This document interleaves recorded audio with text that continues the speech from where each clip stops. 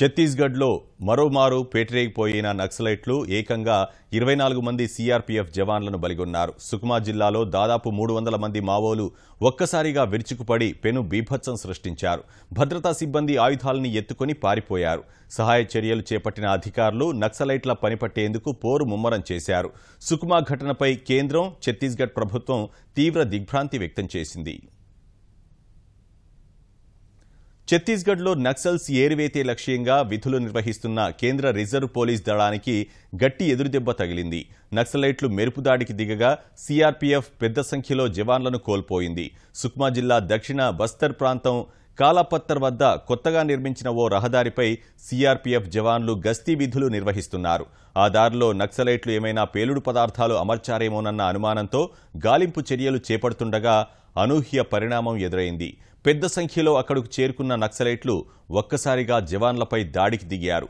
ఈ దాడిలో కొందరు జవాన్లు గాయపడగా మిగిలిన వారు ధీటుగా స్పందించారు. ఫలితంగా రెండు వర్గాల మధ్య హోరాహోరీ పోరు జరిగింది. ఎదురుకాల్పుల్లో ఏకంగా 24 మంది జవాన్లు మరణించగా మరికొందరు తీవ్రంగా గాయపడ్డారు. జవాన్ల దగ్గరున్న ఆయుధాలు లాక్కొని నక్సలైట్లు అక్కడి నుంచి పరారయ్యారు.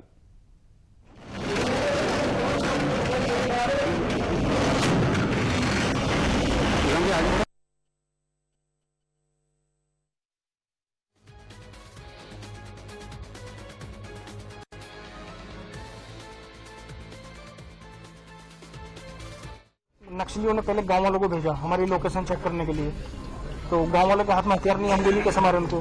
बाकी उनके बाद में नक्सलियों ने लगभग 300 स्ट्रेंथ थी नक्सलियों की, मिलिट्री दल की, ब्लैक यूनिफॉर्म में थे सभी।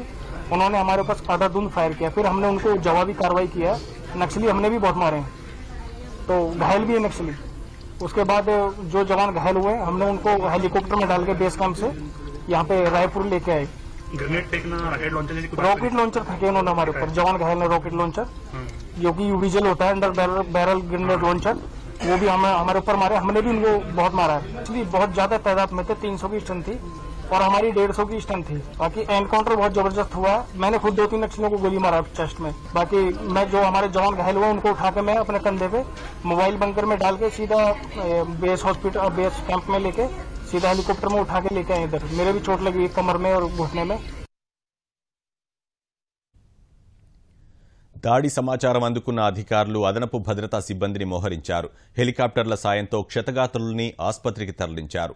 నక్సలైట్ల పనిపట్టే లక్ష్యంతో ఆ ప్రాంతాన్ని జల్లెడ పడుతున్నారు.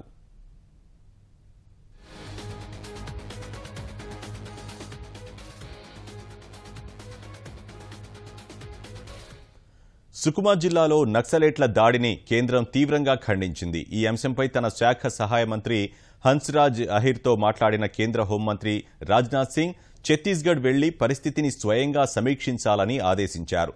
జవాన్లు ప్రాణాలు కోల్పోవడం దిగ్భ్రాంతికి గురిచేసిందని కేంద్ర సమాచార ప్రసార శాఖ మంత్రి వెంకయ్యనాయుడు ట్విట్టర్లో వ్యాఖ్యానించారు.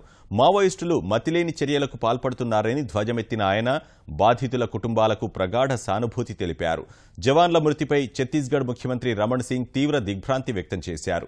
ఢిల్లీ పర్యటనను అర్థంతరంగా ముగించుకుని రాయ్పూర్ బయలుదేరారు. తాజా పరిస్థితిని సహా భవిష్యత్ కార్యాచరణపై చర్చించేందుకు ఉన్నతాధికారులతో అత్యవసర సమావేశం ఏర్పాటు చేశారు.